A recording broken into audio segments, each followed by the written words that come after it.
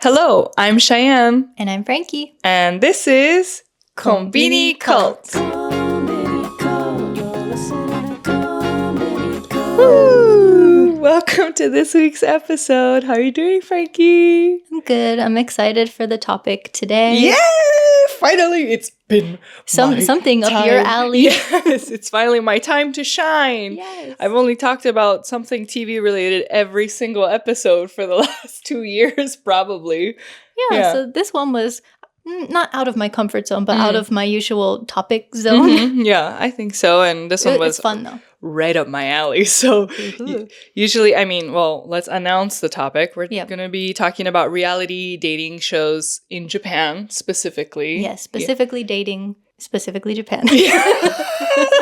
Yes, exactly that. Because there's a lot of reality shows, right, but they're not always trying Japanese dating reality shows yes. is how we should word it, right? Yeah. And so, we've covered so many topics over the last couple years, from very, lighthearted to really deep ones that require a lot of research, and I'm not saying I didn't like doing the research. I learned so much over, the course of doing this podcast, and it's been really interesting. But like any topic you want to, relay accurate information about and just learn more about, it does take time, and I mean, that's what research is, of course. Yep. But so for it's not always pleasant. Yeah. And so it's just for a topic like reality TV, this is something I've been preparing for my whole life.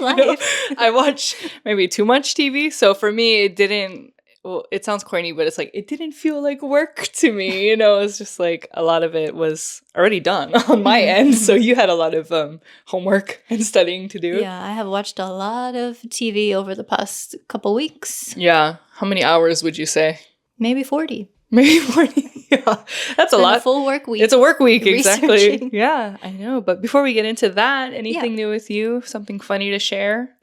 Yeah, nothing really crazy. Just a silly little story. Okay. So have you ever been to Komeda Coffee? Yes. That chain shop. I like that place. They're a little pricey, though. I think if you're like comparing it to, just getting a coffee at the Conbini or whatever, of course, but... Yeah, it's okay. I mean, I'm not... It is a nice cafe to work in. I'm not a huge fan of their coffee. I think, because, some places they only have cafe latte or cafe au lait, and I don't really like cafe au lait as much. What is the difference between the two? Espresso and coffee. The latte is espresso with milk. And then cafe au lait is milk. Milk with just coffee? Yeah. Ah, okay. Which it sounds good in theory, but I don't know. It just sounds like weaker. Yeah, it is weaker. I love cafe latte, so okay. Good to know. But they have something that's like, aside from the cafe au lait, it's either coffee milk or milk coffee. And right. Every time I order it, I say the wrong thing. I'm like, can I get like kohi miruku? And they're like, no, we don't have that. Like, we have milk coffee. What the hell? Are they different things, or is it just what is written on their menu is what you're saying wrong? Yeah, exactly. I'm not saying the thing that's on the menu, but it's like, it's coffee and milk. Yeah, like I think put two and two together, okay? I think it's miruku kohi. Okay. But don't fact I always check us, say it wrong, though. Yeah. And they always tell me, like, we don't have it. So, sorry, now I'm just feeling really dumb. Like, I don't know what's like not registering in my brain. Milk coffee or kohi miruku is a cafe au lait, essentially, because it's coffee and milk. That's what I'm wondering, too. It sounds like just another version of the cafe au lait. Yeah, right? Cafe au lait! Added some spice to it. I see. So, you just sat there and they were like, what are you talking about? We don't know what this milk coffee then I had to go back to the menu and like, yes, it's miruku kohi. Oh Got my it. Gosh. It's like, what's the difference? It's so close. So close and so far. I don't get, too many coffee drinks at Komeda, but I went there the other day and they had a pudding frappuccino kind of like, I don't know what you call it. Yeah, frozen drink. Is it the Ditto collaboration? It was not. I saw it. I took a picture of it, sent it to you. But some things in Japan, like, they're so cute, right? And I want to get it for, like, the Insta buy, the Instagramness of it all. Yeah. But I like Pokemon. What? I like Pokemon, but not that much to where I was gonna spend 1,500 yen on the pancakes that had purple syrup instead of the regular brown syrup. And then it came, because it wasn't like, the Kirby Cafe, or I haven't been to like other many themed cafes. I know you have recently. I've been making a compilation of themed cafes. So. You're making your rounds, but I'm sure some cafes are better than others. And the way they shape the food is a lot, like, really on theme. For example, the Kirby Cafe, it's pricey, but it's kind of... It's very cute the way they arrange their food, and it's very, I don't know, well thought out. And then you have some places that are like, you know, we're doing a collab or it's a theme, but it's just the normal food with maybe a different color thing, and then it's got a toothpick or like, you know, the little stick just like thingy. A little sign on a toothpick. Yeah, with like a piece of paper or like a sticker of that character, and that's like what the collab is. And that's not dogging on Kometa Coffee. That's just like what it was. Yeah, I think it was just like, you know, not anything specifically shaped like Ditto, to where I was like, yeah, I would love to drop money on this. So no, I didn't get that thing, to answer your question in a very long way. It makes sense. Yeah. Do you have anything going on in your life at the moment? Too many things going on in my life. I'm gonna move next week, actually, which is insane to think about. It's March 8th. What day is it today? March 18th? 18th. Yeah, so I leave in 8 days, just over a week, which is crazy. But before that, love the timing of this one. I'm gonna go to Tokyo this weekend, actually, just to see some family, see my husband's side of the family over there. And I'm excited because it's my first time back to Tokyo in 3 years. Okay. And I know, you know, things probably haven't changed that much in 3 years, but I am very excited to see it and to go back. I like Tokyo in small snippets. Same. Because like I used to live there, and I really, my first time coming to Japan ever was Tokyo. I like it a lot. Now that I'm older, and like people and crowds and like small spaces just bother me to a point where the thought of like living in like, what do you call, like the heart of Tokyo, central Tokyo is a little busy, like too busy for me. So I'm excited to go to see it, to see all the places I really love about Tokyo, and then to come back. Yeah. Where do you like to go in Tokyo when you're not on business, just in general? It's all food-based. What is Chicago pizza? Oh, okay. Yeah, Tokyo definitely is a good spot for, you know, all kinds of international like scene and dining and stuff. So I'm excited to hit up my old spots and stuff too. But yeah, that's what I have going on for me in the middle of my packing. Yeah, that I haven't started yet. So I guess it doesn't matter. Yeah. Well, yeah. But anyway, shall we get into it? Let's get into the topic. Yeah. So before we get into the 5 shows that we're going to be talking about, we just want to talk a little bit about how reality shows in Japan usually go. Yeah, they are set up a little bit differently than at least, you know, American reality TV shows. And I don't know about other countries, but what's different about them? There's usually, so I mean, for American TV and stuff, there are often hosts of shows, but in Japan, there could be that, but there's also commentators. So it often goes like you see what's happening in the show, and then it'll show the commentators, and they're reacting to everything and discussing what's going on. So I think that's a bit different. Yeah. It's very Japanese. Very, very Japanese, yeah. How do you feel about having those commentators as a part of the show? I think when I first started watching TV here, I was like, are they really necessary? Do we need this? Because sometimes it takes away from the excitement of the show. Yeah, I guess I've gotten used to it, because on the shows that we're going to be talking about today, like some of them I did like the commentators. Yeah, I think it really depends on the show and how necessary. Like sometimes it really just feels unnecessary. I don't know. As someone... Now that I've lived in Japan for almost 10 years, I've really just either warmed up or just gotten used to how TV is here. Not just with reality shows and having, you know, those extra commentators, but just the way TV is set up here, where there's people reacting in the corner, and then there's subtitles everywhere. And, you know, there's a lot going on. Lots of text on the screen. Yeah, there's a lot going on. And that also just is carried over to reality TV. So at first, we're not going to talk about this show specifically in the episode, but the main, I feel, example that most, I don't want to say the world, but most people know of when it comes to Japanese reality TV is Terrace House. Yeah. I feel like that's their first exposure, at least to, you know, mainstream reality TV here. Oh, that's mine. Yeah.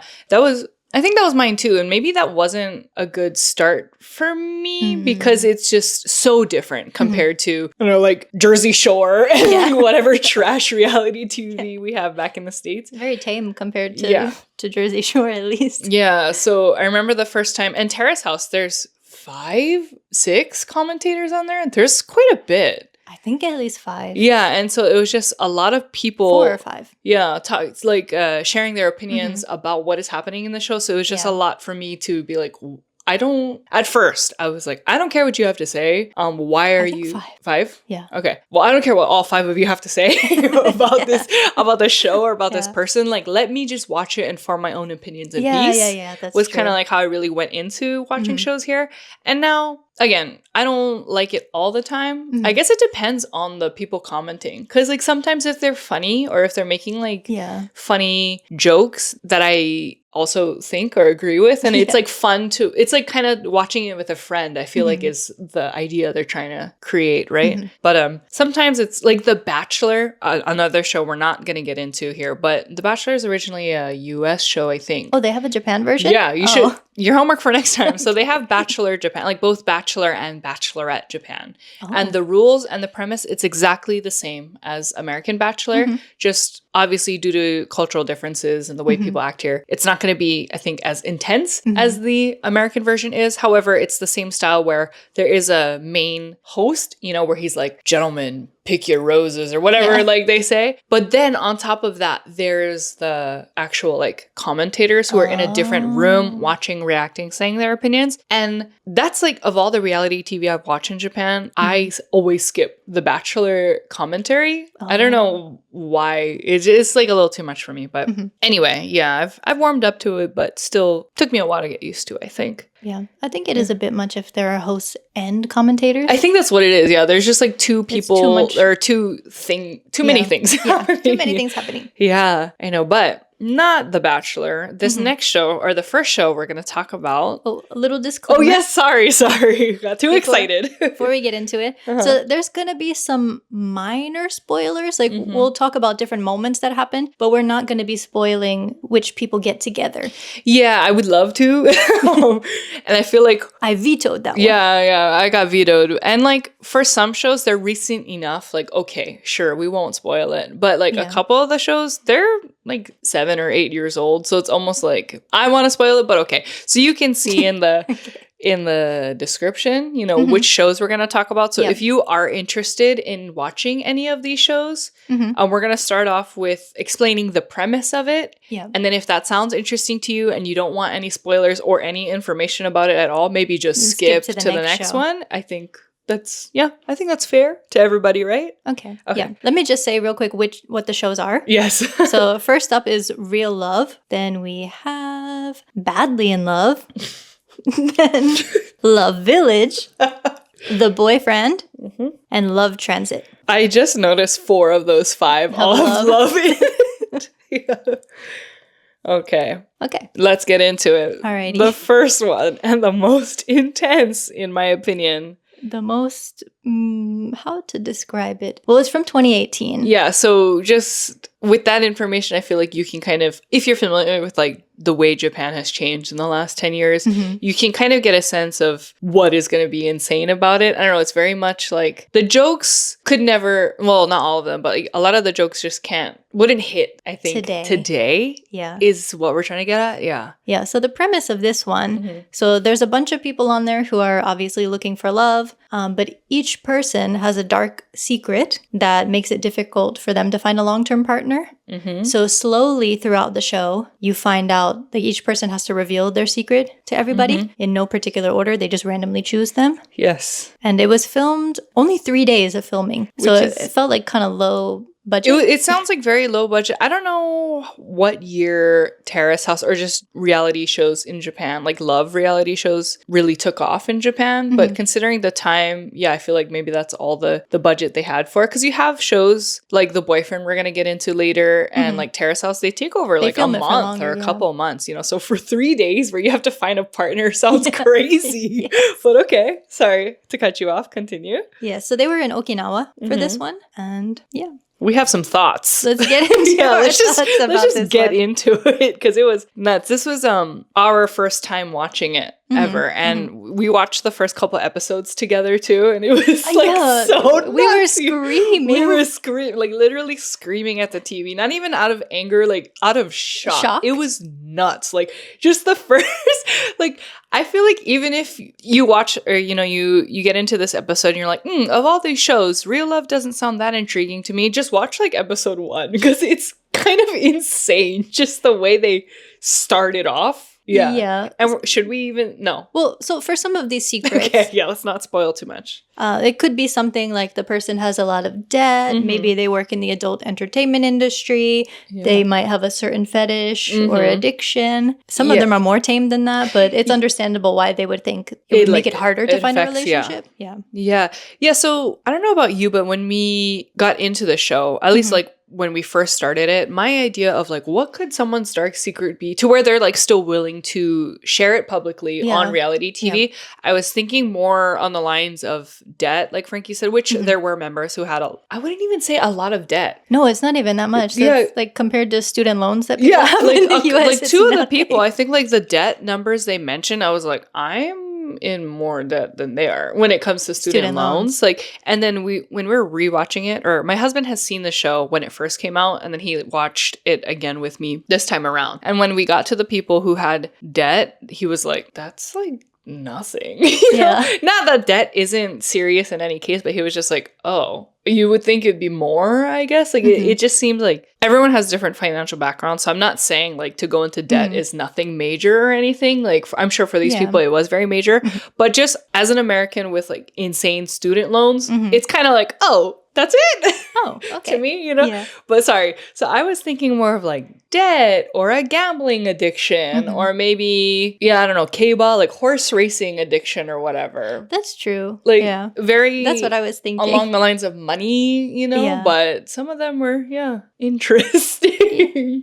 So, and because this was in 2018, this was before Hana Kimura on Terrace House taking her own life. Yes. And commentators and stuff got much nicer, less offensive. Yeah, definitely. You can tell they're really watching their words these days. The Hana Kimura incident, for anyone who's unfamiliar, Hana Kimura was a participant on Terrace House in the later seasons. I think this was during COVID. I remember hearing about this, so 2019 or 2020-ish. And she had a disagreement with another house member that involved something personal to her, and she was very upset about it. And just the reaction from the commentators was very, I think, harsh on her. And then that led to a lot of people like on Twitter and stuff at the time online just saying like bullying and harassing her. And it just led to a lot of cyberbullying in regards to just the way she reacted about that incident. And unfortunately that, all of those comments and everything really affected her, and she did take her own life after that. So that's the incident we're referring to. So, and you notice reality TV shows after that are a lot, nicer, a lot more tame. Whether the commenters actually like feel that way or not, is it like genuine? You can really tell they're just trying to be like, ooh, okay, we can't say stuff like that anymore, which is like they never should have anyway. But also, it's done a 180. I feel like after that, for good. Yeah, and Terrace House is no longer airing or showing. They don't have any seasons after that. Yeah, this was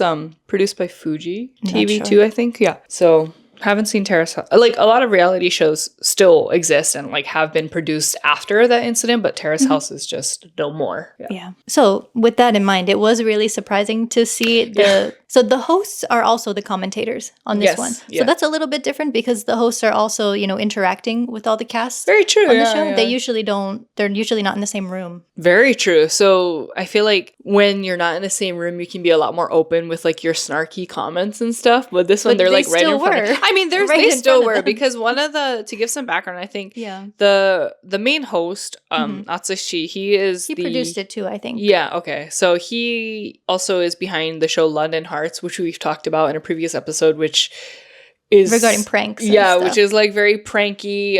He's also a comedian, so just the way he interacts with people and like makes fun of people is like mean. Like to keep it simple, he's a little mean. Like sometimes he can be funny, but he's just like mean for the most part. And then his co-host is I don't know if she's like a actress or celebrity or something, but I didn't recognize her. I'm not really sure. Maybe more like Heisei generation, but she was caught in a scandal, in a cheating, like an affair she scandal. Was involved with a married man, right? So, and a lot of his snarky comments were like directed towards her about her affair too. Yeah, like, oh, she knows all about that. Yeah, exactly. So it's like, dang, this poor co-host, Yeah. It's just very like a time slip. You just get to see all that non-compliant stuff back in 2018. Some of his comments were like, Jesus Lord. Like he said somebody like, oh, she seems like a girl who would be assaulted by the Yankee kids in school and get pregnant. Why would you say that? Why would you say that? Yeah. And he was like, all these girls are sluts. Like, I hate sluts. Yeah, They use that word a lot. Yeah, they use the word slut a lot. And they were definitely unfair, in my opinion, when it came to reacting about a lot of the guys. The women's secrets? Yeah, secrets versus the women's. Even if they were like totally the same. Like there was a man who was a porn star and also a woman who was a porn star. And I feel like the reaction they both got was different. And same, like there was one, as long as you don't say their name. Yeah, I think there was like one who was a sex addict, a man, and then there was another woman who she didn't like claim herself to be a sex addict, but she did say she slept with a lot of men. Yes. Like over 300 or something, and the sex addict was also like in the hundreds. But just the reaction, the difference in the reactions they received from Atsushi, the host, was like, okay, so it's okay for a guy to, do all that. But then when a girl does it, he's like so mean about it. You know? They gave everybody nicknames too. So I think they just called him the sex addict. And then for the girl, it was like the 300 slut. Yeah, which is crazy. Yeah. Yeah. Also, I think I don't know who did the English translations for it, but sometimes it was like, what? It was so out of pocket, the English one. Because, for example, there was a lady who said, like, a lot of the guys that she's dated, like, she found out later that they were married. Oh, right. And then, like, she keeps falling into this pattern of this types of relationship. And some of the guys were athletes. So the Japanese, it said, like, asurito to furin suru onna. So, like, the lady who has affairs with athletes. But then the English translation was athlete eating slut. Oh, because I think the description of her was the asurito to furin suru onna. Yeah. But then I can't remember if it was the nickname that Atsushi gave her or like her kizu, like her secret name. It was like asurito, like it had shiri in it, like the word like for oshiri. I can't remember the name now, but it like that maybe was in it was smaller text because I didn't notice like it. underneath, and so maybe it was like closer to the subtitles, but either way, kind of insane. Like, what does that mean? Kind of out of pocket, but like the wordplay of it was funny. I don't want to say funny. The wordplay of it was like ridiculous in Japanese, like the joso jiji. Yeah, it was translated to cross-dressing geezer. Like, okay. Yeah. I liked sagi. So there's one guy who he served time for fraud when he was younger. That was like his only deep secret. It wasn't anything like else intense. But the word for fraud in Japanese is sagi. But the nickname for him was Sagi with like the elongated gi sound. And he was like, yeah, like Johnny or Mikey, Sagi. So it's like, okay, that's clever, Okay. And then others just didn't get a nickname because I think their secret was a little too intense. Like, I'm glad they didn't get a nickname that was poking fun of it because it was very traumatic. Having to do with assault or abuse or something. Yeah. Yeah, I also think like some of the drunk conversations that people were having were really unhinged. Oh, yeah. Because they were drinking the whole time, basically, for these 3 days. So there was one conversation about, like, water sports. Like, oh, I like when... I don't want somebody to clip this and say that I said it. But the person was saying, like, oh, I like when I pee on guys or, like, when they drink my pee or something. Yeah.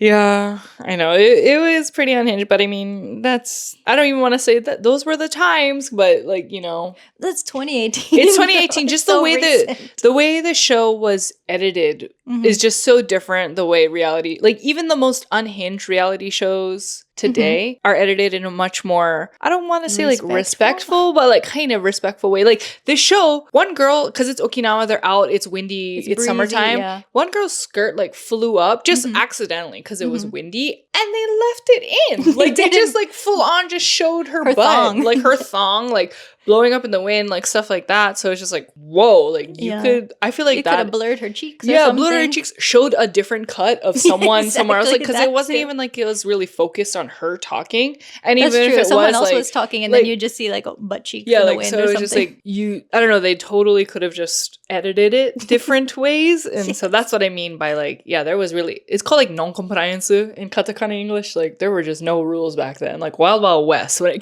came to reality TV shows. I feel like yeah. I just like watched the show, and my husband too, like the overall conclusion was, what is the merit of being on this show? Because like you don't win money. There's no guarantee you can like get a partner, and now everyone knows your tea. That is true. That's a really good point. You know? And like sure, everyone kind of went by aliases and a fake name, but still, if someone recognizes you from the your time, face is on there. And there's you know, a couple other participants, they work in the adult film industry, and so they're showing like screenshots of them, their films, and like or the lady's headshot, her topless with her topless, you know, and stuff. So it's just like, yeah, sure, if she works in the porn industry, that information is public, like anyone can look at it anyway. But it's also like, oh, like we didn't need to see it, you know, like same with a guy too, like we'll keep it fair, like we didn't need to see, even though it wasn't showing like full frontal of the guys, like, oh, we could have just looked it up if we really wanted to see you like banging a girl from behind, you know. Like it was just crazy they put those clips in the show.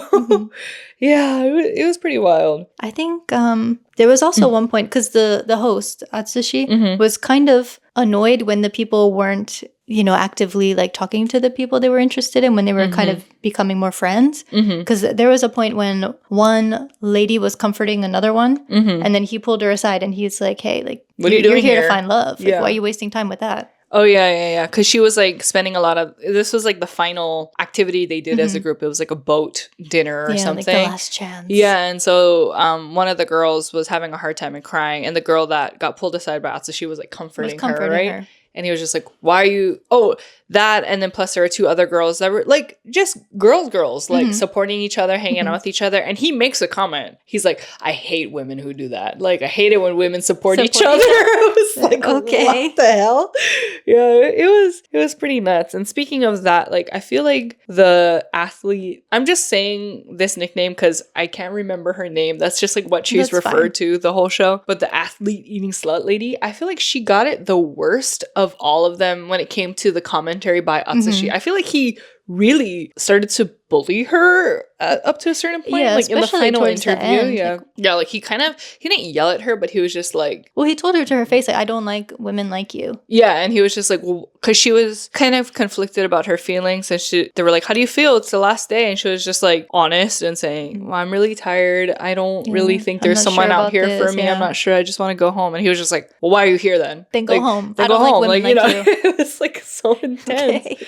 Yeah. Oh, there was also a trans person on the show. Yes. And surprisingly, I mean, given how harsh they were with everybody else's secrets and stuff, like they were pretty nice about that. Yeah, they're very accepting and understanding of that person's situation. I don't know, like Frankie said, given the time, I was like, oh crap, here we go. I was really worried about that. I was very, very worried about like all the comments they're gonna make about them, and they did keep it very, when they did poke fun at anything, they did keep it very tame, but other than that, it was very, like accepting. So it was just very, that was like the one saving grace of the show, I feel like, was like them being so accepting of, the trans person.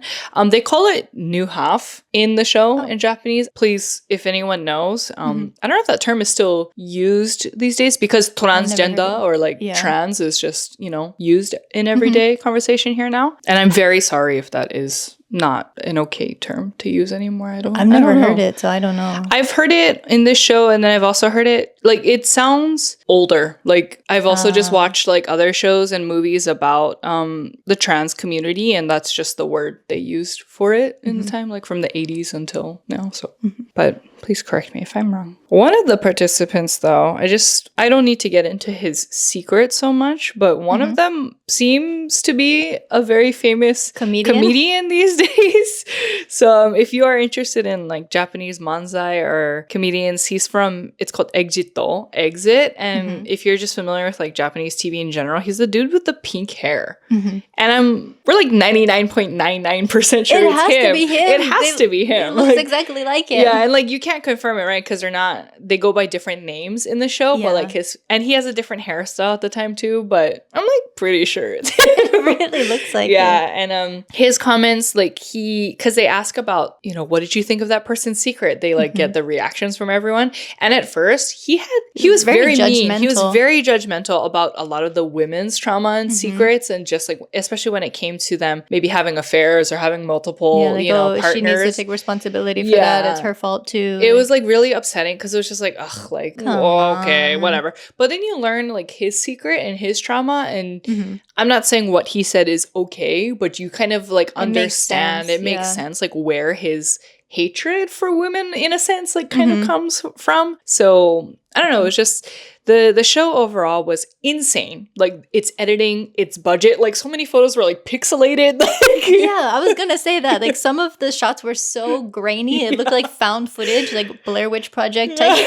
The audio, like there was only like one microphone between 10 people at some points. Like it was just you could hear the mic whistling the whole time. like low budget, and I'm kind of glad there's not a second season or any other season after that. Like I was gonna say, like I wonder how the budget would increase, but it sounded like they did not get approved for a second season. Nobody wants. Yeah, but producers want to make this again. Overall, insane show. Like, but sorry to backtrack. I feel like if they were to ever do a second season of the show, they need to create, what do you even call it? Like prerequisite of how insane your secret is. Because some secrets were like, yeah, that's crazy. Like, it was a interesting fetish, or I don't want to say like working in the porn industry is crazy, but like it is an extreme and very revealing thing about yourself to the public, right? Yeah. But then there was like one participant where her deep secret was that she was divorced and she was a single mother. And it's like, okay, the gap between those two is like, I felt a little bad for her that she felt like she needed to come on this kind of show. Secret, and I understand it was like because she felt like it was affecting, her relationships and everything, but it's like, it makes sense why it would be harder for her to find a long-term partner. But yeah, the scale labeled as a dark secret. Yeah, it was very different. I think most of them were really nothing to be ashamed of. Except maybe one. Which one? The netorare ED guy? Yeah. Yeah, that one was like, oh, you're just like openly, like unabashedly stealing an asshole. girls. Yeah. So there was one guy who just couldn't get it up basically unless he was it was like, someone else's partner. Yeah. So, and he like was never in denial about that. He like actively tried to do that in the show too. So it was like, oh, okay, so maybe he was the only one where I was like, oh, I did really like, I don't know, like one thing the show taught me was it's so obvious, but never judge someone by their like first appearance. Like obviously the more you get to know someone and their secrets or whatever, it's like, oh, you do have a backstory, and it is important to like know that about people. For example, the older man, I think he was the oldest participant, the one in his 40s, where we're like, oh, this guy looks sleazy, like I wonder if he's got like he likes underage girls or something. But he was then you find out his secret, and it's like, oh, okay, it's like really not bad. And then I don't agree with like everything he did, but it was just like, oh, okay, like cool. You never really know what someone is going through, but okay, I could talk about that show on and on, but we should move on. Sorry. I think that's all I got for that show. But I will say, I can't say that I enjoyed it, but I couldn't stop watching. Right? It was like a good hate watch. Yes. And it was like, I think it was fun to watch too, because reality TV shows now, I don't know if it's like oh, by the way, all of these shows except for Love Transit are all on Netflix. So I don't know if this is a Netflix thing or if it's just like the times we live in, but like shows, not just reality TV, shows in general are so long. They're like movies each time, at least 45 minutes or something. And so this show, where it's 8 years old, low budget, whatever, I think each episode is like 20 something minutes, maybe 30. Yeah, they were not that long. They're not that long. So it was like fun to get through very quickly. Easy to binge. Yeah. So that was like the one thing I appreciated about it. Okay. All right. Moving on to Badly in Love. I fall in love. Yes. My favorite show so far of this 2025. Is the newest one. Of the shows we're talking about, yes. Yeah. So the first season premiered in 2025. It seems like there's going to be another season. Ooh. Because you know I will how be seated. When the screen is like idling, on Netflix. They just kind of show you advertisements and for then different it's like shows. season whatever coming. Yeah, Badly in Love. It said new season 2026. Ooh, nice. Or was that just a fever dream? I know, maybe. Sometimes, like, have you ever fallen asleep watching Netflix and then you wake up to that like screen that's coming on showing all the shows? That's like what it feels like to me, where I'm like, did I see that or not? I see. Well, if it does come on, I'm very excited. Yeah. So what's the premise of this one? Well, we have former delinquents who are looking for love. So that's where the badly part comes in.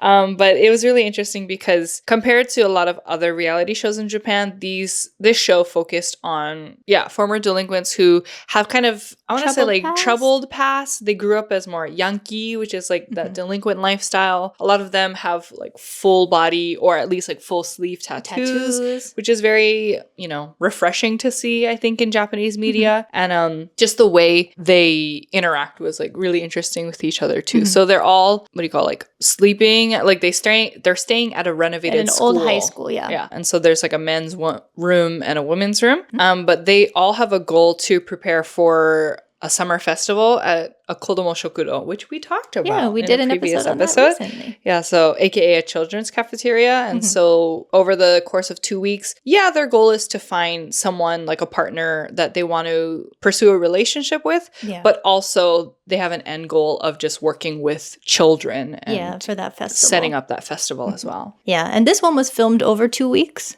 So a bit shorter than some of the next shows that we're going to be talking about, but longer than 3 days in Okinawa. Oh, which we should also mention, there was no other like side goal of real love. It was just like go there and find out your secret. Yeah, that's true, I guess. I don't know, we could complete in 3 days. 3 days. Yeah. Set up the festival and also find love and then leave. And tell your secret. Okay. Yeah, so my thoughts on this one, just generally, because you don't see these types of people in regular media, like they might be the villain on a TV show or something, or like the gangster or whoever. So it was so nice to see this type of person in this setting where you get to see what their personality is like, because a lot of them, they look tough, but they're so sweet. Yeah, very, very sweet on the inside. And it was just like really sweet to see that, of course, you can be a badass, but like love your family. You know what I mean? But it was just like a lot of them just like truly cared for like their family and everything. And there's a couple scenes where, they're like calling some family members back home and just being like, I'm sorry for that one thing I did. It was like very heartwarming to watch. Yeah. It's very sweet. I've probably mentioned it a lot before, but this was like my show of the year of 2025. I love this reality show. Yeah, I watched this one with my husband. I wish I had watched Real Love with him, because it would have been funny to see his reactions. Yeah. No time. Yeah. But yeah, we watched this one together. We both really liked it. It was also refreshing to see people being open with their emotions. Yes. Because, the stereotypical thing about Japanese people is that they, keep everything inside and like try to keep the peace. Yeah, really big on keeping the peace and just not being as direct, I guess, as like Americans would, in reality TV. So it was really, 2 people almost get into a fight in the very first 10 minutes. Yeah, and I was like, all right, here we go, But then they end up kind of being like best really friends. Good friends. Yeah. So it was really sweet to see. Yeah, I don't know. The show is like a perfect amount of drama, love, and then also heartwarming moments as well. And then you just get to see them with kids, and it's like, it was good. Checked so many boxes for me. Yeah, I think they were all really good at communicating for the most part. Honestly, yeah. I don't know, someone might be having a temper tantrum or they might be scrapping, but then they talk about it and they, I wouldn't say like get over it, but like they're able to overcome it. Because they're talking about it and not bottling everything up, which is really bad for your health anyway. Yeah. And one thing I really appreciated is, of course, not all, like every single Japanese person is going to do this, but a big part, I feel like, of Japanese culture is, apologizing kind of right away. People kind of just own up to their stuff, whether they believe it in the moment or not. Like they're going to say asumimasen for something, And and there is and I guess that applies whether you're like Yankee or a delinquent or not, But there's one, without any spoilers, person where they did, I want to say, break one of the rules. And I feel like if this were to happen in an American reality show, for example, like you broke a rule and so you can't be on the show anymore or you're getting kicked out, they would like, I don't know, cause a temper tantrum, flip a chair, like throw something, maybe fight someone, be like, what? I didn't do this, like just really get emotional about it. And this person, like, even though, they had their own reasoning and they did try to defend themselves, after all of that, he just apologized and was like, I'm so sorry. And all right, I accept my punishment, you know? And then that was that. And it was just very, like interesting to see, like, okay, I do really like that about everyone had that character trait about them in this show. I feel like. Yeah, it was really interesting. And there are a couple people who get introduced into the cast later. The tenkousei, the transfer students. For them, not to say that I don't like them, but there's a lot that we don't know about them.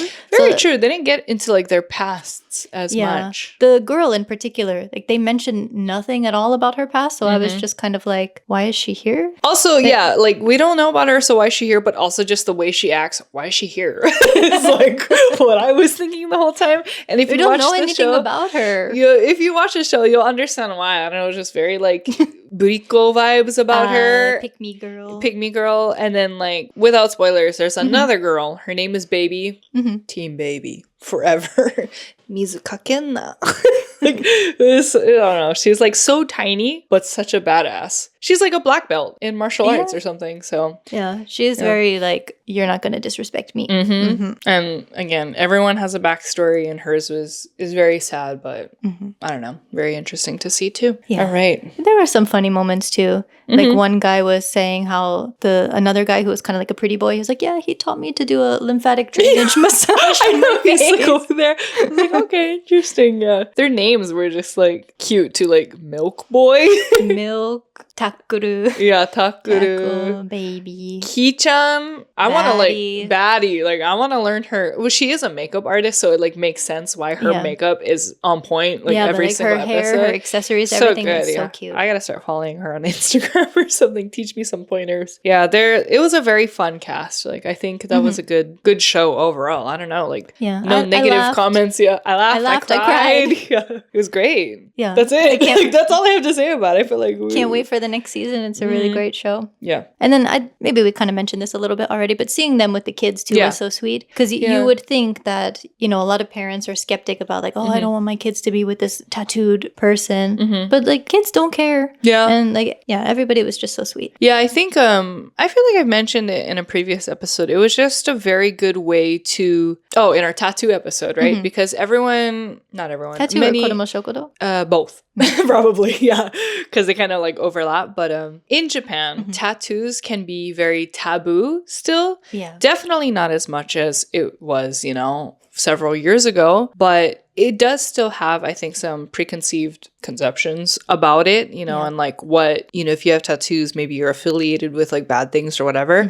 And so just seeing the way that, there's more to these people besides their outer appearance and of their tattoos, and besides the fact that like, they deem themselves Yankee or whatever, watching them work with kids, it's like, they're nice people like everybody else, and it would just, a couple of them had a like great character development too. And I think working with these kids really opened that, I don't know, door up for them. They realize, like, okay, I can't work as, a typical kindergarten or nursery teacher here in Japan, but I do know what I want to do in life now. And that could be like volunteering with kids in a different way, So it was just very nice to see that both parties, the kids and the adults really got something out of it. Very beneficial. That was really nice. Okay. Moving on to Love Village. Ai no Sato. Ai no Sato, yes. This one has 2 seasons. I'm in the middle of season 2 right now. Okay. Fun. And what is this one about, this show? So they say the concept of this one is to find the last true love of your life. So, of course, everybody's looking for love, but they're all over 35. Ooh, I know. I like this show a lot, too. It's very fun. I like it, too. They didn't mention a specific length of time that they're filming, but I guessed it was maybe a month or 2. It has to be quite a long time, because they do have a very... Like, this one also has a side goal, and the goal is... fixing up the kominka, the old farmhouse. Yeah, and so I feel like you can't just fix up this house in like 3 days, in a week, No, I feel like it definitely takes over a month of filming, if not maybe at 2. least a month. Yeah, because like they're also growing vegetables and stuff, or they're like farming as well. They're like true, they're growing flowers and stuff. So it's clearly taking at least a couple of months. And I wonder if they have the what would you call the yoyu, like the capacity to do that, because they're all over 35 and maybe a lot of them are like retired. They don't have like a major job they need to return to, or a couple of them they did get like what do you call special time to like work from the farmhouse. They had like a computer and stuff if they had to do any work, but other than that, they had like I think the most time filming was this show. Yeah, probably. So my thoughts on this show. Yeah, tell me what you thought. Is it so cute? Well, for one, it was just nice to see people with developed brains. Yeah. Honestly, when you watch reality TV where it takes place mostly people in their 20s versus this 20s. One where they're like 35 to 60, it's like, whoa, complete difference. Yeah. And the conversations that they have, they're also much like the people in Badly in Love. They're pretty direct and like not really wasting time on formalities and stuff. Like, let's get to the point. They're not getting any younger. They've been there, done that. Like they don't need to, I guess, jump through all the hoops that like people in their 20s and stuff feel like they want to, but I don't know. You just like realize like you don't have time for a lot of BS when you're older. Yeah. There was one point where like a couple of the older people were having a conversation and the guy was like, there's something really important I have to ask you about.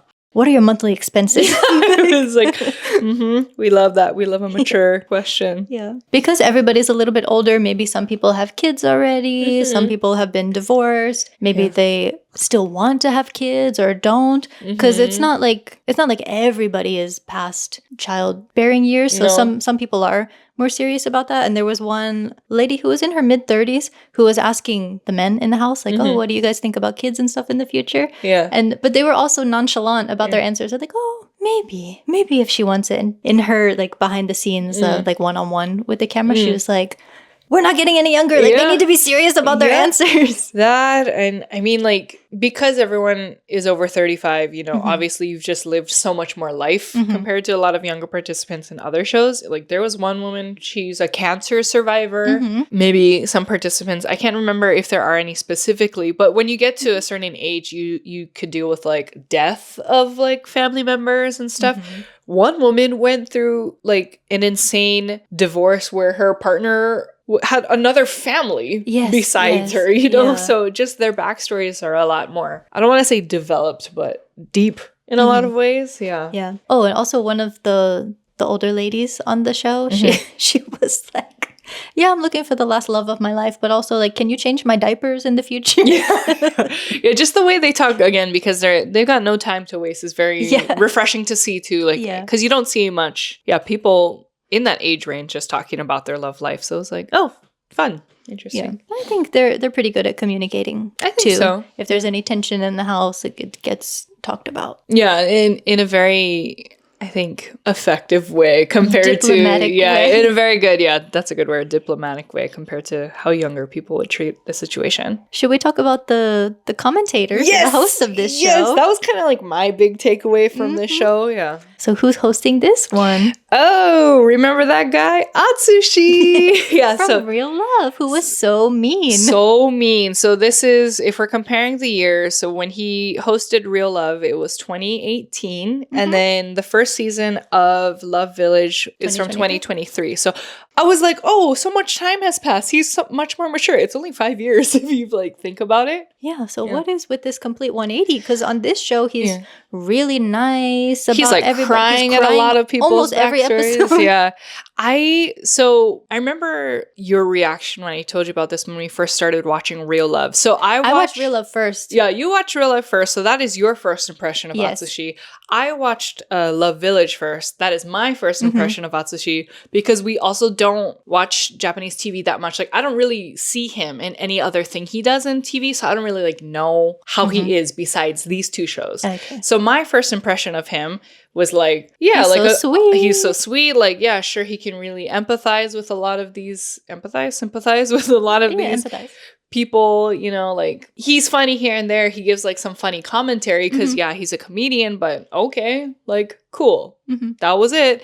And then we see him on Real Love, and your first impression is like, this man is horrible.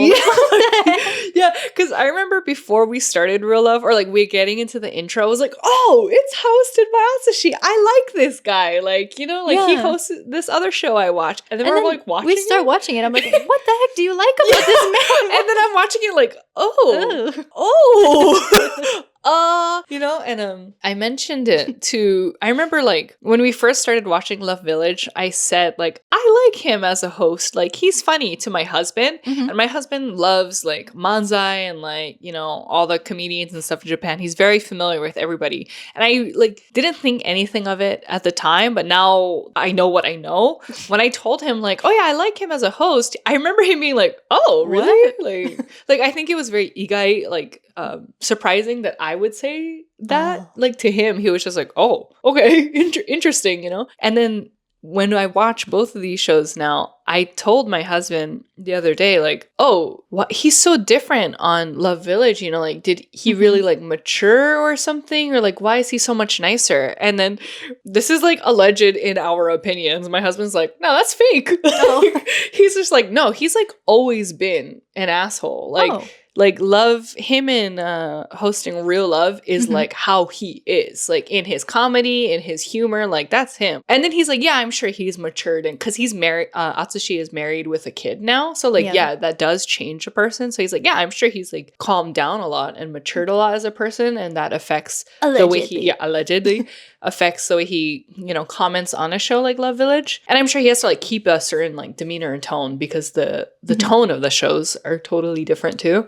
That is true. But he's like, oh no, he's like always been insane. Like if you ever watch like London Hearts and stuff, some of the pranks he pulls are very, very mean. Like a lot of like damasu, like tricking people and like pranking people are a big part of what he does. And he's just like, nah, like this guy's always been that way. Like, well, the one prank that we talked about, it was something making somebody believe they were going to be a singer or something, and then getting this person's hopes up and then being like, just kidding, it was all a prank. It was all a prank. And then like on top of that, they did like a physical prank where they dropped him in like a pit and stuff, like mid-performance. That person, by the way, his name is Eiko, and he's super famous now. He's like doing commercials for if not Nintendo, like another game and stuff, because he does live, I watch them actually, he does live streams on YouTube about like Biohazard, like Resident Evil. He plays horror games and stuff just because he like liked it as a hobby. And then he is a funny guy, like he's a good personality, I think, so he gained so much popularity that, and obviously through the London Heart Show, like he made a song from the London Heart Show where it's it's like Friday by Rebecca Black. Like it's so bad, but it's like good. People listen to it. It's kind of his shtick. So I'm glad he has like, you know, he's still relevant, and like something good came out of that one bad experience that happened to him. But yeah, it's that guy. It's the same like pranking show. So yeah, it was interesting to see how he was very different commentating on this show. Yeah, it's just so surprising watching those shows back to back. I'm like, what is going on? I'm sure you got whiplash. Also very interesting because he co-hosted Love Village with Becky. Yeah, we've talked about her before in our canceled episode. Yes. So a refresher. Yeah. So she was always on TV, kind of like Japan's Girl Next Door. And then she got involved with a married man. And then when she found out he was married, she didn't immediately cut off the relationship. So like her career was affected so much more than the guy. Man. Yeah, unfortunately. And she was not really on TV much after that until this show recently. I think, yeah, and she's the other host of Love Village. And what was like interesting to me is that just the way you see him talk to, I'm sorry, I forgot her name, but the other co-host of Real Love, where he's just like, oh, they had a same situation. You know about that? Or he like really just dug at like her past, you know, scandal and stuff. And versus you watch him co-host, and I don't know if it was like intentional of the producers to set him up with someone similar, or if it was just a coincidence, or because a lot of the participants in Love Village, like, yeah, they've dealt with either having an affair or being cheated on by their partner. And like, you know, both Atsushi and Becky are in that age range of like, it makes sense for them to host it. So I don't know if they chose her specifically as like, yeah, you are familiar with something like this, like you do have experience in it, or if they intentional to like set her up with Atsushi, but like he makes no comments about that to her. If anything, maybe she brought it up herself a little bit, very lightly, but I don't know if that was like because he knows better now, he's more mature, or if there's like something in their contract where he's like, do not mention this. Like I have no idea. We're cutting the cameras. But they like had good chemistry as hosts together. Yeah. Like just the way they like talk to each other and stuff. It was like they like, you know, they giggled, they laughed, they cried together, you know, and so I really hope it was like genuine like character development on his end, you know? I hope so. Yeah. Yeah. For her, I've never seen her in anything else. Yeah, same. So, I mean, I liked most of her takes on the show. Like a lot of times when I was yelling at my screen, she would say the thing that I just yelled. Yeah. Because Becky is also, she's like half American, I think, too. So American or British? I don't remember. Something, yeah. So just the way I think she like, I don't know, communicates and like she can be a little more direct, I think, compared to other hosts of these kinds of shows. So it was like very fun to see her. Also something like unrelated, she's so pretty and her outfit every single episode, I was like, where does she shop? Yeah, like, I love seeing all her outfits. Yeah, every time. She's got beautiful skin too. She's gorgeous. And like really pretty eyes, like eye color too. Yeah. Okay. Anyway, sorry. But that's kind of like all I had about the show. Is like very heartwarming and stuff. But do you remember watching it? Where I think it's season 1, there's like an older couple that starts to get together. I can't remember his name or his nickname, but it's okay. We don't need to spoil We don't need to spoil it, but he reminds me so much of my husband. Oh, really? Yeah. Just I think his mannerisms? like his manner, like he's just very akarui, and he's just like, oh yeah, you know, like that's kind of how I picture him when he's gonna get older. Yeah, because he immediately shows up to the house and he's like, let's do some farming, like let's harvest some vegetables. And I think he's like in an aloha shirt or whatever, so it's just like that. But, like, the way he's like ringing the bell, this is like one joke that Atsushi makes, like because he's ringing it like you just need, there's a bell you need to ring when you want to confess your love to someone. And like everyone just rings it like, ding, ding, ding, and then they hear it like, oh no, it's time, you know? Yeah. But this man, he's like, so passionate and he's just like swinging it around. And Atsushi was like, it looks like one of those chimpanzees at the zoo when they're playing with a toy. And sometimes I'll just like think about that and laugh to myself when I'm in public. I was like, dang, I didn't think about that in so long, but that was a funny moment. It was very funny to me. Yeah. I don't think we mentioned about the bell. So oh yeah, sorry. When you want to confess your love to somebody, you go up the hill and ring this bell, and then you confess to them, and then in front of everybody. Then the following morning, the person has to make a decision if they want to leave the village with you or turn you down. But either way, the confessor has to leave. Yeah. So are you going home alone or with your crush? It's very cute. I recommend that one a lot. It's been a while since I've seen both seasons though, but I think there's going to be a season. See, this is like, for me, was this a fever dream? I remember in the Netflix like things too, where it's like, there's another one coming. I swear I saw it was like season 3 coming 2026. Like this year. Hope so. I hope so too. I like it.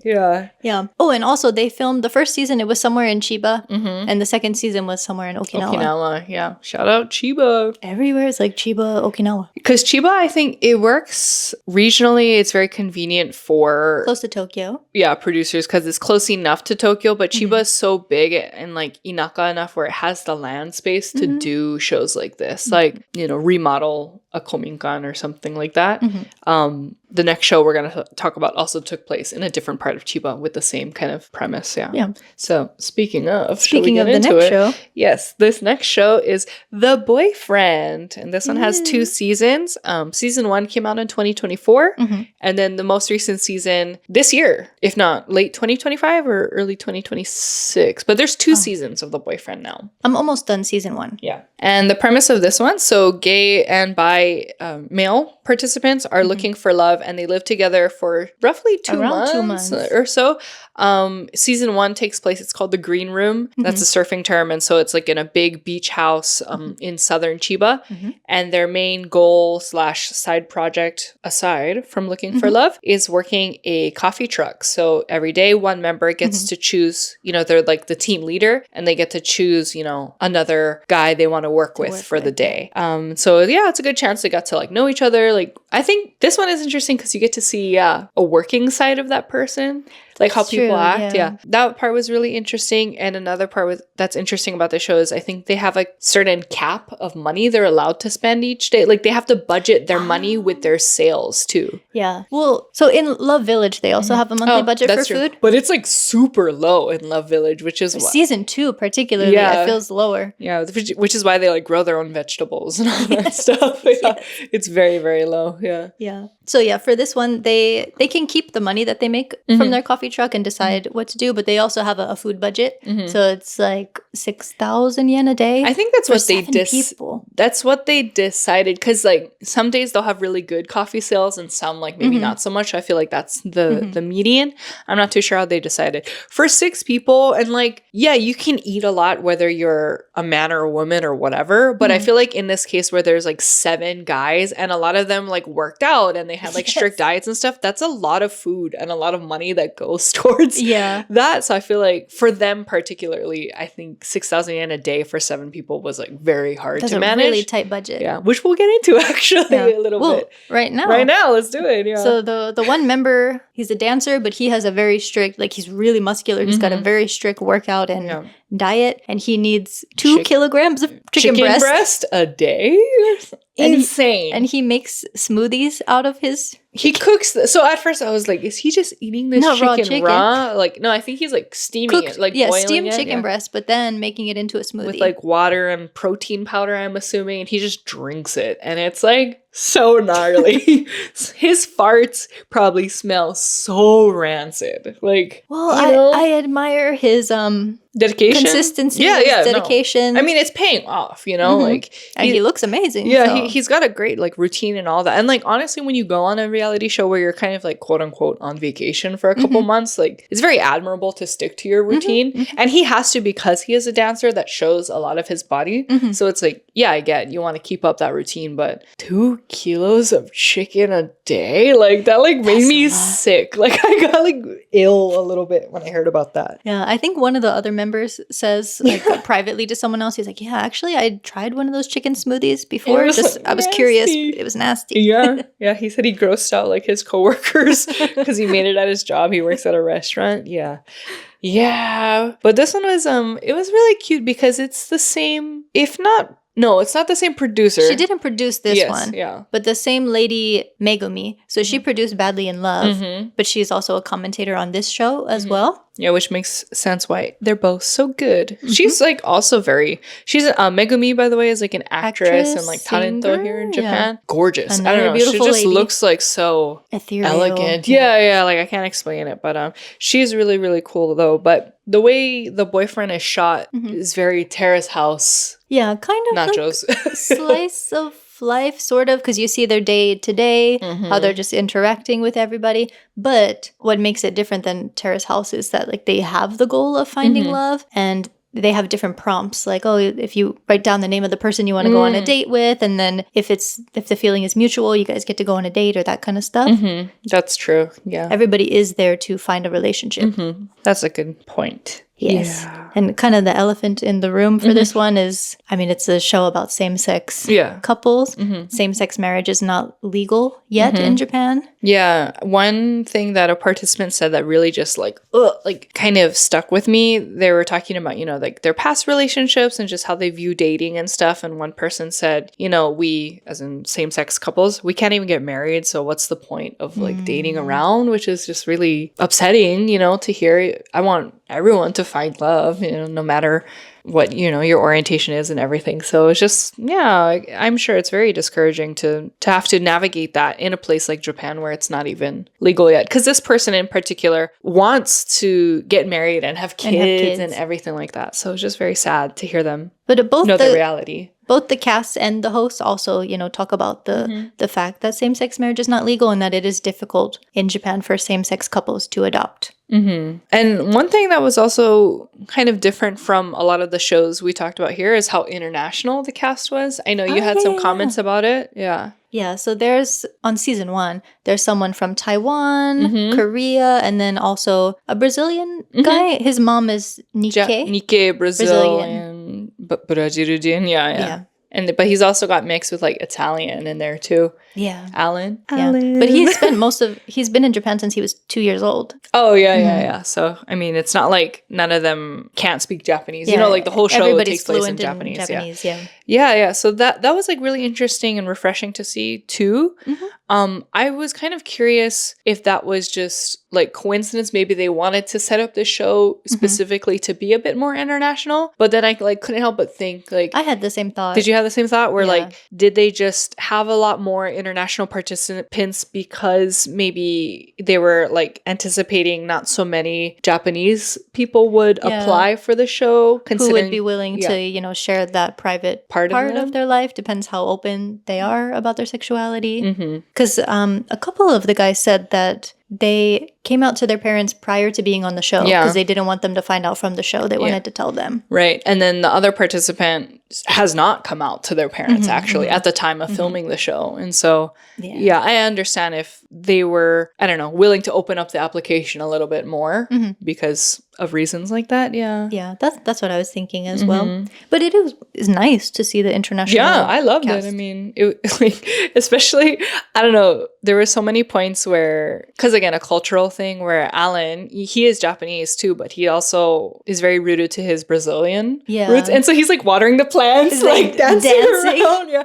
And I think he says it himself too. I think compared to everybody else, he's just very direct in his like emotions, his feelings, like what he wants to tell people. He'll just say it straight to you, you know? Yeah. But he's also a really good, what's the word for it? Like mediator. Yeah. If there's any tension in the house, then he is always, you know, one of the first people to have like a really good solution for it. So everybody can, you know, have their needs met. And he's also really good at kind of, you know, feeling out the situation. Like maybe I should not be as direct in this case. Like, I think he's very good at reading people. And I love him. Yeah, I really love him. In my notes, I just put Alan heart. Like he's one of those people, I don't know, I don't know if it's going to sound corny or not, but like I really felt his warmth through the screen almost, like just like you can sometimes like really just sense when a person is being so genuine and so loving. And they like mention it in the show too, where just his mindset is very, I don't know, can be so different from mine, where I can be a little like pessimistic at times or realist, pessimist, whatever you want to call it. He is just like, well, I decide to live in a world where everybody like loves each other and like that's just the world he sees. And what a great, you know, mindset to have. Yeah. So he was very, very, I don't know, lovely cast member for me. Outside of the cast members, you know, going back to the shikai, the commentators, there's 5 of them in this show. Did you notice this, or like were you kind of surprised that there's only one queer member? Yes, I was like, of a show specifically, you know, for finding like a same-sex partner called The Boyfriend. Why is there only one queer person on this panel? Like that was the only thing that made me a little like, And so I did some research, you know, because the one panel member we are talking about, their name is Durian Lollobrigida. They're a drag queen here in Japan. Fabulous. Like they show up in and out of drag, depending on the episode, and like either way, like their nails are so cute, are like so cute. But then we have other people like Selma Aoyama. She's a singer here in Japan. Megumi, who's the producer, and like we talked about her talento. Not for this show, just a commentator. She only produced Badly in Love. Oh, I'm sorry. What was I talking about? Okay. Anyway, sorry. There's Megumi, and then Chiaki Horan, who's also just a celebrity like talento, and then we have Yoshimi Tokui, who was a previous panelist on Terrace House. And so I like, just to confirm, I'm like, I search each of their names, like, are they queer? Are they LGBTQA? You know, and no public information about them has come out about like being queer. But Aoyama Teruma, she is like very much a public ally and you know, does things for the queer community in that sense. But other than that, no one was like openly queer. So I was like, just one. Yeah, so just one of the 4 was a little disappointing in my opinion. I haven't watched season 2 yet, so I don't know if they've changed. Oh, if it's the same panel. If it's the same panel or not, but interesting. Yeah, I'm almost done season 1, then I will start season 2. I think I would like to start season 2. I'm excited. I'm curious because season 2 is in Hokkaido. I know that much. Okay. So I wonder if it's still the same coffee truck or they're going to do something else. That'd be good to know, yeah. Let's see. Well, I'm sure Hokkaido. What do you have? Because, like, so the coffee truck premise when it's filmed season 1 in Chiba is like they go down to the beach. Yeah. I think it's even like winter because there's a point where they're like outside and they're like wearing coats and stuff. But they're like a little cute surfer coffee shop or coffee truck on the beach. So if it's Hokkaido, I wonder if they go to like ski resorts or something. And same if they got like a coffee shop or some kind of thing they've got to manage. Yeah. We'll see. But I'm excited. Yeah. Okay. And then the last show. So I'm sorry I didn't get a chance to watch this one. It's okay. We'll summarize it. Okay. Tell me about it. Sure. So this last show is called Love Transit. This one is not on Netflix, by the way. You can find it on Amazon Prime. There's 3 seasons of this one starting from 2023.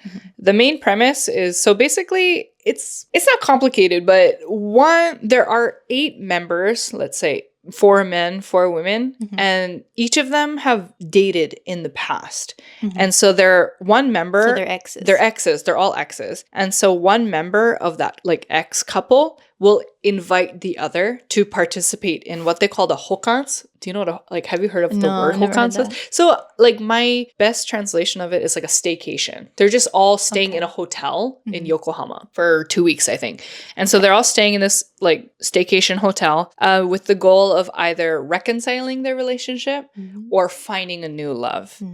And with another person in that like hokkans. And so basically, let's say a couple has the person who invited their ex there, maybe they want to get back together, which is why they invited them there. So it's more like a give me another chance kind of thing. Okay. Or maybe they've dated so long ago, they're kind of like on friendlier terms where I'm inviting them because I want you to kind of like not be my wingman, but like let's both find our new love, and that is like the whole premise of the show. The part where transit comes in is because in the final episode of the series, one person is like waiting at a bus stop, basically. So let's say they've been, they really want to reconcile with their ex and they've like made that a point, the whole show, and I want to get back together with you, whatever. And so they'll wait at this bus stop. And then if their ex decides to like get back with them, they'll like come on, let's call it like bus A, like they're coming here on bus A. But let's say there's another person who is like interested in them.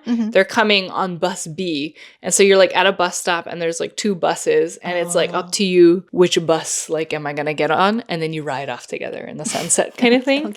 But this one can be interesting because with episode 1, you don't know who has dated each other yet. It's just like formal introductions. You're supposed to, you get told by the staff, like with, whatever iPad or whatever they provide, when you're allowed to reveal certain information about yourself. So maybe like a couple of days will pass by and then it says, okay, now you're allowed to reveal your ages. And then another day is like, okay, reveal your jobs. And then so people will slowly kind of like piece together who has dated who, but it's interesting because I think when you are the couple, you have to keep it, like a secret in front of everybody about your past and stuff. And then you get into, the details of everyone's like prior relationships. And some of them are really fresh, like they dated for 2 years, broke up last month. And some of them are like, now we dated for like 2 weeks in high school and now we're like over it. So the level of everyone's relationship is very different. And it's just interesting in that sense. It's just like an interesting concept to me to invite your ex. Like it's one thing to invite your ex to do a show with you, and it's another thing for that ex to agree to be on the show.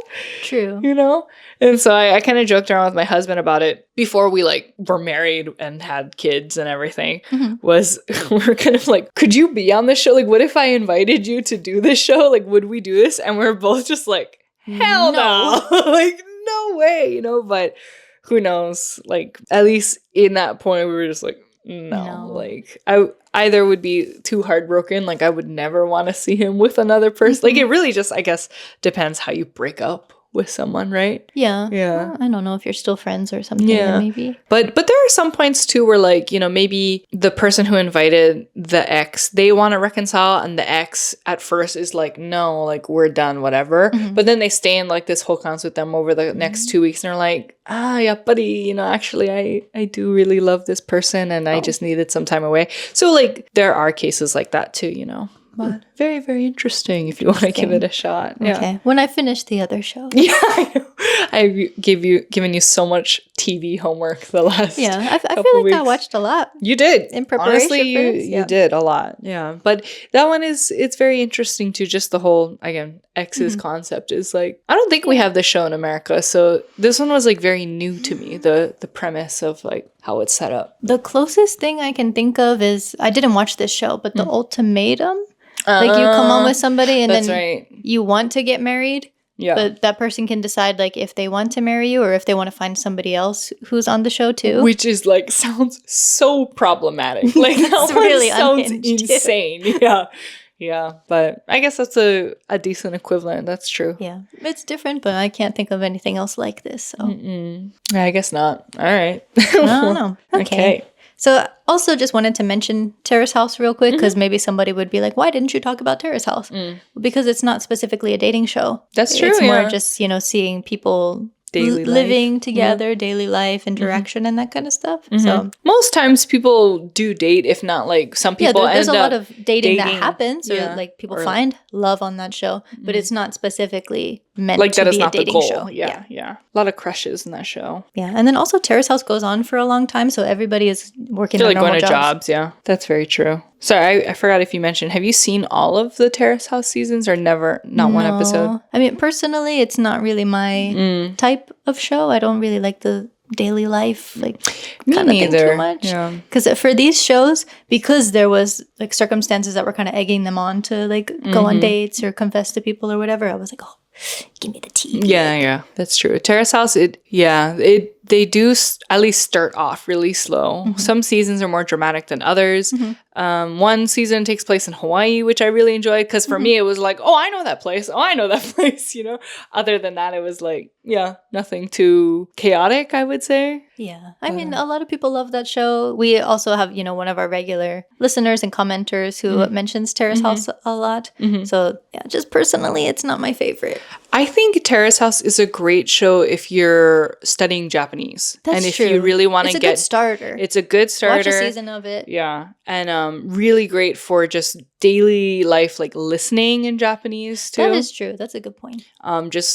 Normal conversations that people have. Because again, because people are like still going to work and stuff, like the baseline of at least the conversations at first is like, what do you do for work? Yeah. How was your day? What are we eating? Like there's nothing too heavy going on. And then like later when drama unfolds, like sure, the conversation nayo topics are a little bit deeper, but I really not liked, but I did benefit from that show a lot when I was still really actively studying Japanese, I think. That's a really good point because when I first moved to Japan, I watched a few seasons of it and it was good to hear that daily conversation. Just daily life, like normal speed that isn't, typical textbook Japanese that you learn in a class, for example. Yeah. And then compared to watching movies and stuff, because that might be more dramatic than real life. So, that's a really good way to study, actually. Okay. Final thoughts? Yeah, we talked a lot about our shows. You want to go first with your final thoughts? Yeah. So I wasn't really sure what to expect with all of these shows because I don't watch a lot of reality TV. Like, I don't know. I usually watch like dramas and stuff. But I was surprised that I was really hooked on most of these. Yay! So I had a really good time watching them. And also season 2 of Love Village, I started with Rosa. And I got to wait for her to keep watching. But I really want to keep watching. You should. I have so many more recommendations, by the way, which maybe I'll mention at the end for your homework, the audience, and for Frankie too. But I'm glad you enjoyed watching all these shows. Yeah. And for everything, there was, a huge range of emotions. Like I'm laughing, crying, like giggling, a lot of stuff, especially with Love Village. Like just to see some of the older people flirting and finding love again and stuff. I was just like, who is that guy in that GIF? It's not Seth Rogen. Jonah Hill. Have you seen him? He's like, yeah, exactly. I did enjoy all of the shows we talked about. My personal ranking for these shows. Number 1, Badly in Love. I feel like that was obvious. Next one down, I want to say Love Village. I really enjoyed the premise, the stories, the pace of it. Number 3 is The Boyfriend. Very cute. I don't know, just something very new for me to watch too. Then the one after that, I hate to put it not last, but Real Love, only because of like how like you love to hate it. Yeah, I love to hate it. Like I was just, it hooked me in. Like, you know, I was binging that show at least. Like, I think I watched it in 2 days. I just couldn't stop. I needed to know those secrets. Exactly. I think the premise of it, like the way they lure you in is like very smart. And so that's why it was like not last for me. And then number 5 was Love Transit. Not because I didn't like it. I think just of those 5. The other ones were just ones were just like so much better, in my opinion. My husband actually like has Love Transit at like the top of his list. Really? He like really loves Love Transit. Okay.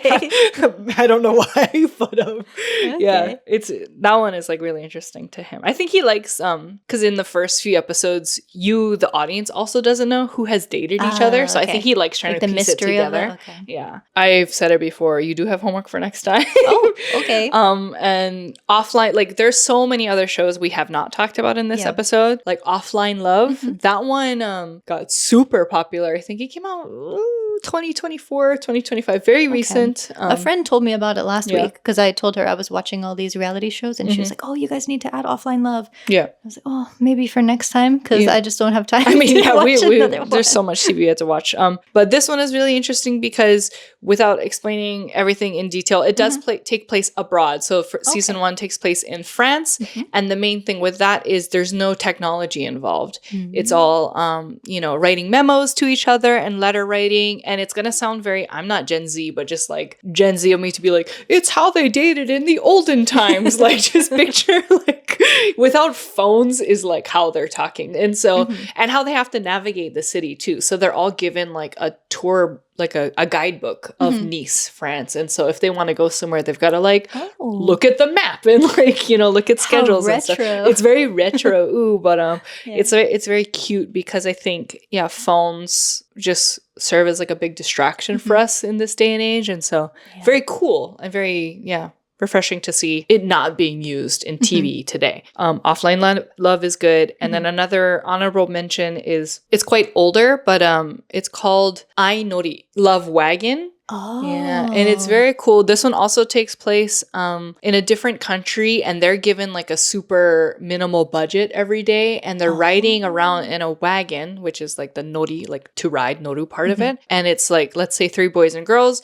Yes, the main goal is to like find love among each of the participants, but they also have to do volunteer work in that different country. And the countries they're going to are like, like different pockets of Thailand, for example, or Vietnam. And so very different from, I think, reality shows today. And fun fact, so that Ainori producers are the same producers as Love Village. Because Ainori and also Love Village is Ainori. Oh. Yeah. So it's like they're 2 projects. Yeah. Well, one of the people who was on Love Village, he was also on Ainori. Which one was that? Junpei. Who was that? He had his little rat tail braid thingy. Season 1 or season 2? 1. When you see his face. When I see him, I'll remember. But so that's where the connection is from.